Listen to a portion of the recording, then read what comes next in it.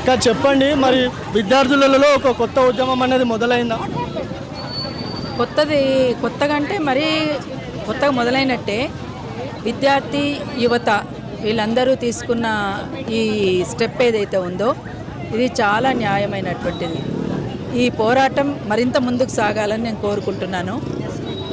ఇవాళ దేశ యువత ముందుకొచ్చి, అంటే ఇది మొత్తం కూడా వాల్ స్ట్రీట్ ఉద్యమం లాగా పెద్ద ఎత్తున ఒకేసారి బర్స్ట్ అయి ముందుకు వచ్చింది.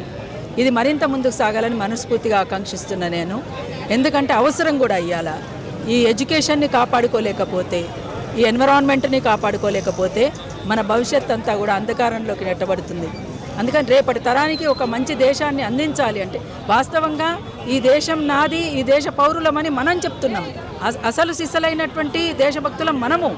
అంటే ఈ దేశాన్ని కాపాడుకోవాలి అనేటువంటి కాన్సెప్ట్తో ఉన్నటువంటి వాళ్ళము. భగత్ సింగ్ వారసులము, జార్జి రెడ్డి వారసులము, చెగువేరా వారసులము. అందుకనే ఇవాళ ఖచ్చితంగా ఇది న్యాయమైనటువంటి డిమాండ్. ఈ డిమాండ్కి సంఘీభావంగానే ఈ జంజీస్ చేస్తున్నటువంటి పోరాటానికి, ఈ కాక్రోచ్లని మీరు అంటున్నారు, కాలు కింద తొక్కేస్తాం అని అంటున్నారు అన్నమాట. కాక్రోచ్లు అంతవరకే కాదు, ఇవాళ జిల్ల పురుగులని మీరు అంటున్నారేమో, కానీ జిట్ట పురుగులై ముందుకు వస్తారని తెలియజేసింది వాళ్ళ ఇక్కడ ధర్నా చౌక్లో.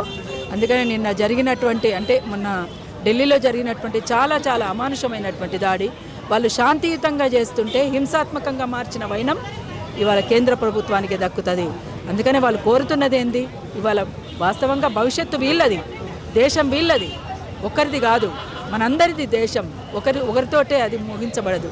అందుకనే ఈ దేశం నాది అనుకునేటువంటి ప్రతి పౌరుడిది, ప్రతి పౌరురాలది. అందుకనే ఈ యువత ఏదైతే కోరుకుంటున్నారో ఆ పద్ధతిలో ఖచ్చితంగా అది జరగాల్సినటువంటి అవసరం ఉంది. దిగిపోమ్మని కోరుతున్నప్పుడు ఇంకా పట్టుకొని వేలాడడం ఎందుకు? అందుకని వాళ్ళు కోరుతున్నది ఏదైతే ఉందో ఆ డిమాండ్ ఖచ్చితంగా సక్సెస్ కావాలని నేను కోరుకుంటున్నాను. అక్క, అలాగే ధర్మేంద్ర ప్రధాన్ రాజీనామా చేస్తే మరి విద్యార్థులకి అన్ని విధాల న్యాయం జరుగుతుందా? అన్ని విధాల న్యాయం జరుగుతుందా జరగదా అనేటువంటిది ప్రక్కన పెడితే ఖచ్చితంగా నెక్స్ట్ స్టెప్ ఏం తీసుకుంటారనేటువంటిది వాళ్ళే నిర్ణయించుకుంటారు. అందుకనే ఇప్పుడు ఇవాళ ఆయన లీకేజీల పైన ఆయన బాధ్యత వహించాలి. ఆయనది నైతిక బాధ్యత. ఆ నైతిక బాధ్యత వహిస్తూ రాజీనామా చేయాలి.